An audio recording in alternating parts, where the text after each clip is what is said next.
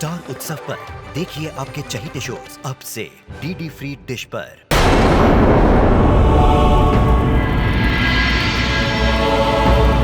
पिंड की तेजस्विता के लिए अग्नि तत्व परम आवश्यक है। पिंड की सक्रियता और उज्ज्वलता के लिए हम अग्नि तत्व से संतुलित और शांत होने का निवेदन करते हैं और अग्नि तत्व के संतुलन के लिए हम वायु तत्व को उसके सानिध्य में स्थापित करते हैं।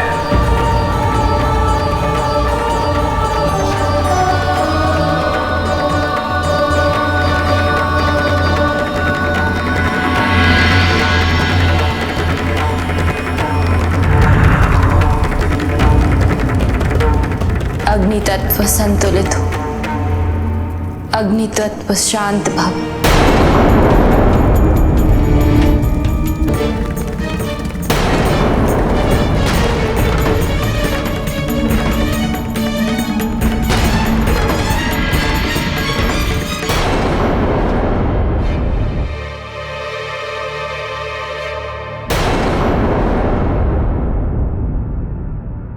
गणेश,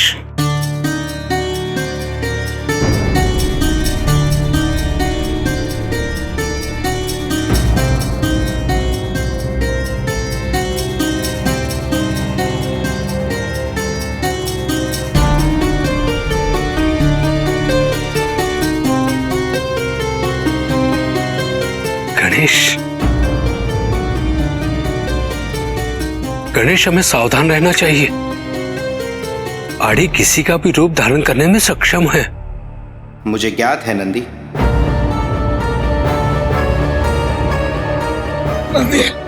लो ये आ गए, इनसे पूछिए गणेश, आड़ी ने अभी क्या किया? हाँ गणेश, आड़ी ने नंदी का रूप धारण कर हम पर कठोर प्रहार किए। मैं स्थिति से पूर्णतः अवगत हूँ।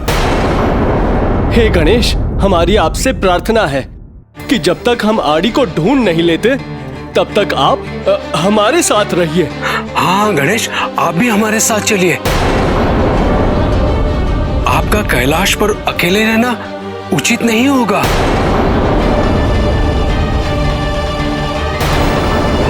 क्या हुआ गणेश? चलिए ना हमारे साथ। प्रभु और माता भी कैलाश पर नहीं है। उनके अनुपस्थिति में कैलाश भी सुरक्षित नहीं है और हम सब भी सुरक्षित नहीं है। इसलिए हमें कैलाश से शीघ्र प्रस्थान करना होगा गणेश।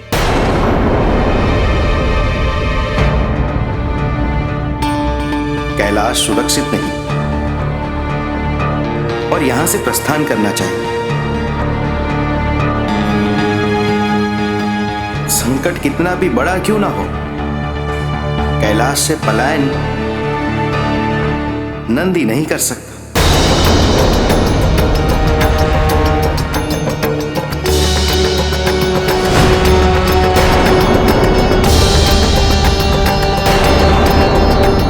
और जो कैलाश से पलायन करने की बात करे वो नंदी नहीं।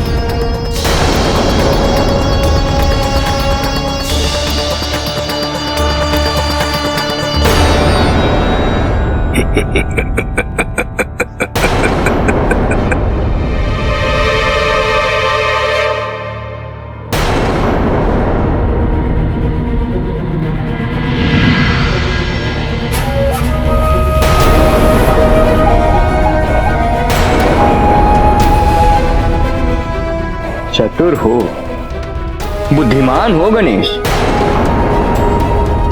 ये लोग तो मुझे पहचान नहीं पाए। और तुम? प्रशंसनीय है तुम्हारी बुद्धिमत्ता। किंतु अब जो मैं करने जा रहा हूं वो इससे कहीं अधिक प्रशंसनीय है।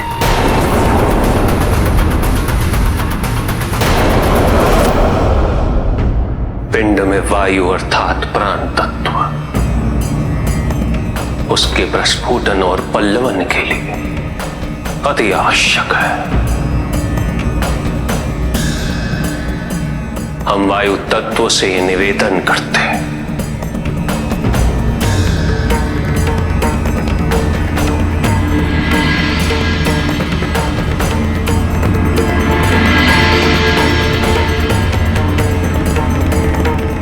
वायु तत्व संतुलित हो, वायु तत्व शांत भव।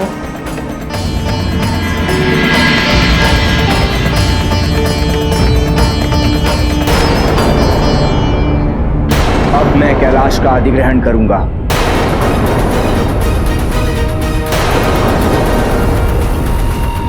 तुम में से किसी की आवश्यकता नहीं है यहां।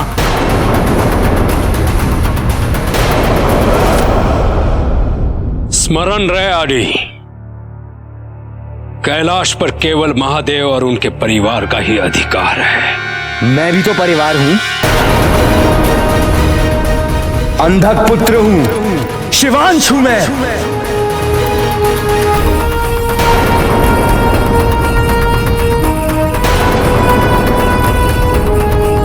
तुम सबने कल्पों कैलाश का आनंद उठाया,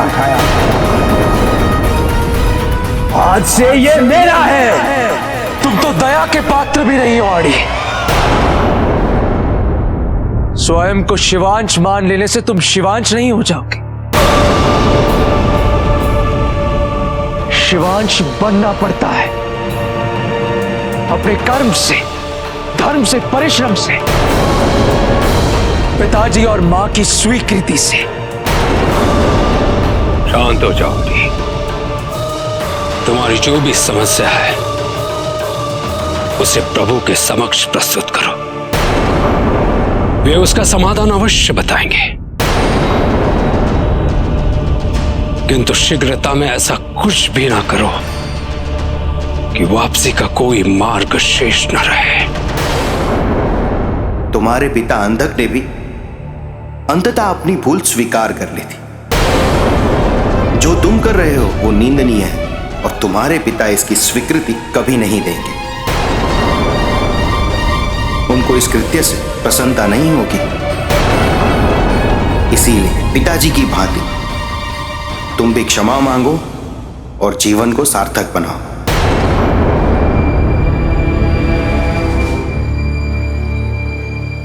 इन सब बातों पे आप लोग विचार करते रहिए, किंतु इस समय आप कैलाश से प्रस्थान करें।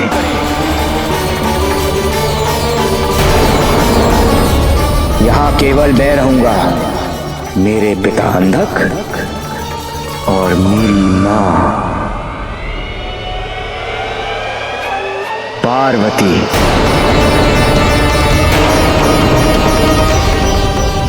और कोई नहीं, स्वयं महादेव भी नहीं। आगे!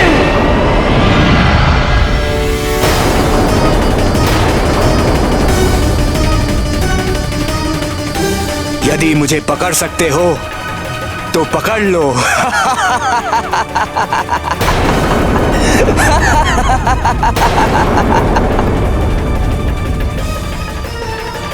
अब तुमने जिस मर्यादा का उल्लंघन किया है अजय,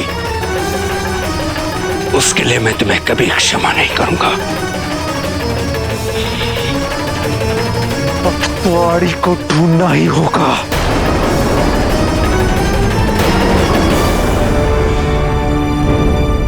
सृष्टि शून्य है और शून्य से सृष्टि है। जगत के सभी तत्वों को सुव्यवस्थित प्रकोष्ठ में सुयोजित करने के लिए और आकाश तत्व का संतुलित होने का निवेदन करते हैं।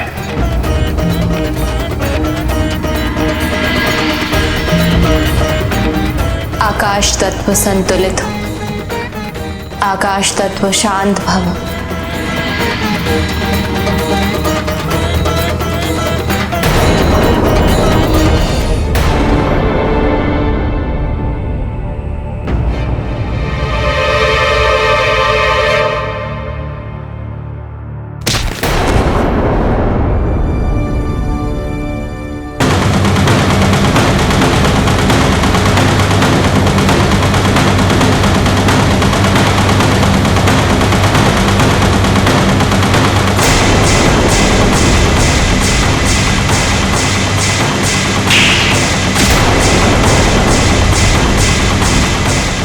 कार्तिकेय, आप मुझ पे प्रहार।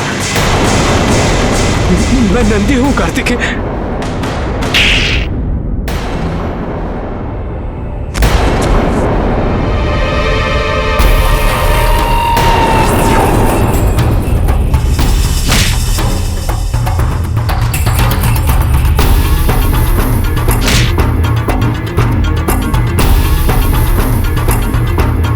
आपसे भूल हो रही है, मैं आड़ी नहीं हूं कार्तिकेय।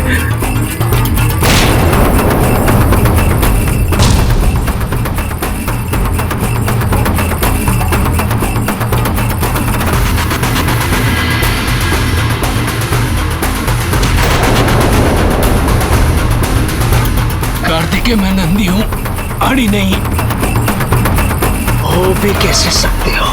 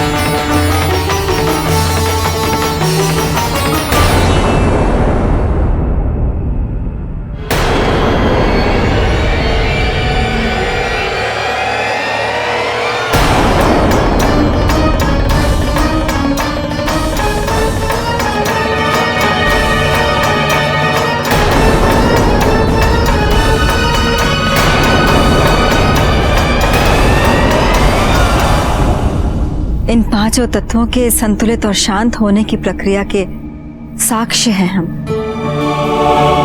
ये हमारा सौभाग्य है। निसंदेह, और सृष्टि के निर्माण की प्रक्रिया भी ऋदेवों ने इसी भांति संपन्न की हो। क्योंकि मैंने इस पिंड को अपने संबंध के लिए नागलोक से उत्पन्न किया था।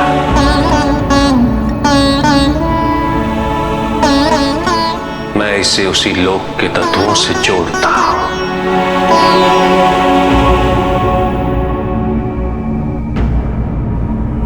देव देव महादेव शिवा, देव देव महादेव शिवा, देव देव महादेव शिवा, देव शिवा।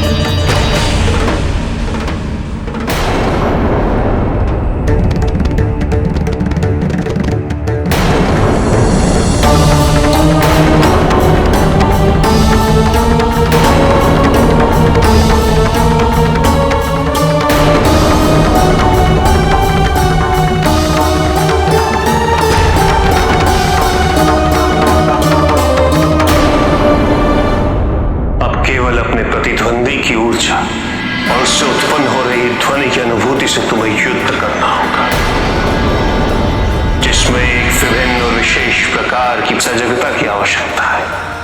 यदि तुम अपना ध्यान केंद्रित करोगे तो तुम्हें स्वयं ये ज्ञात हो जाएगा कि तुम किससे युद्ध कर रहे हो, और तुम्हें यह भी ज्ञात होगा कार्तिकेय कि तुम्हें कब, कहां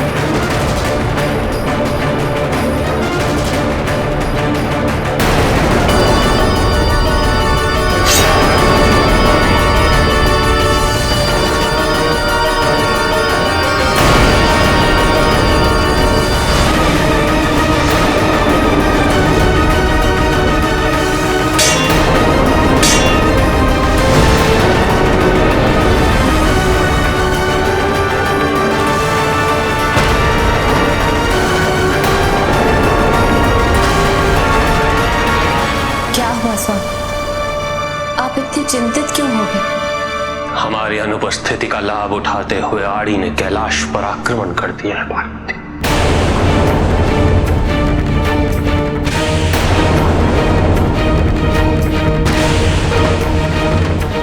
क्या?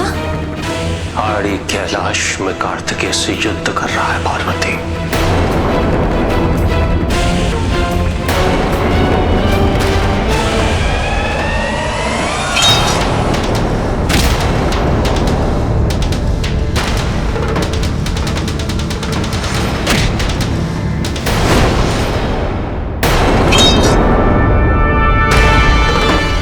प्रभु, भूल मेरी है, क्षमा करें मुझे। आड़ी को उचित मार्गदर्शन और संस्कार ना दे पाना मेरी विफलता है और उसका कैलाश पर इस प्रकार आक्रमण कर देना उसी का परिणाम। जब उसने मेरा रूप धारण किया था, मुझे अत्यंत क्रोध आया था। मुझे ऐसा प्रतीत हुआ कि जब वो कैलाश पर जाके आपसे मिलेगा, देवी पार्वती से उसकी भेंट होगी, गणेश, कार्तिकेय और नंदी के संपर्क में आएगा, तो उसे ज्ञात होगा कि वो कितना भाग्यवान है। उसकी नकारात्मकता और उसके मनोविकार कुछ तो दूर होंगे। पर अब ज्ञात हो रहा है कि वो इस उद्देश्य से तो वहां गया ही नहीं था। आपकी शिष्यता प्राप्त करना उसका उद्देश्य नहीं था। मैं व्यक्त नहीं कर सकती हूँ प्रभु कि उसके इस व्यवहार से मैं कितनी लज्जित हूँ। नहीं दीदी, इसमें आपका कोई दोष नहीं। आपने तो आड़ी का पालन पोषण अपने सामर्थ्य अनुसार किया। अभिभावक के आपने सभी दायित्व निभाए।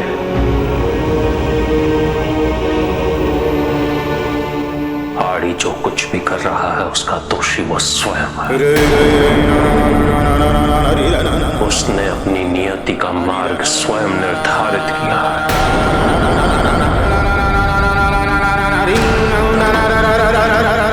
आदित्य, और आपने अपने सभी कर्तव्यों का निर्वाह पूर्णतः किया है। और ये तो उन अधिकांश असुरों का दोष है कि उन्होंने आज तक कभी किसी भी वरदान का उचित उपयोग नहीं किया।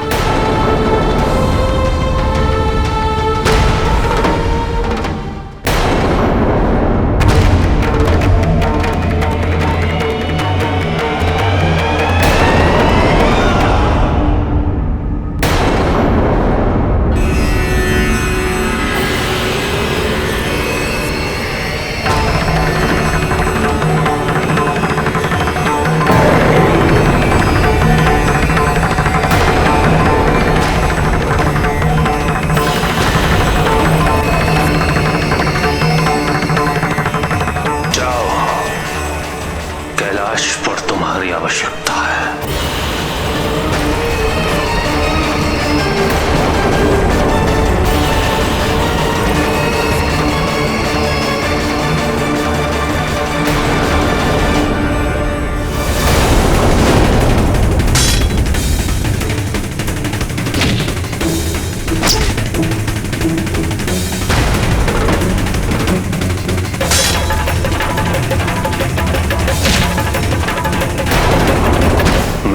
कोई अंतिम अवसर दे रहा हूं। यदि आड़ी अब भी संभल जाता है तो वो अपनी भूल को सुधार सकेगा।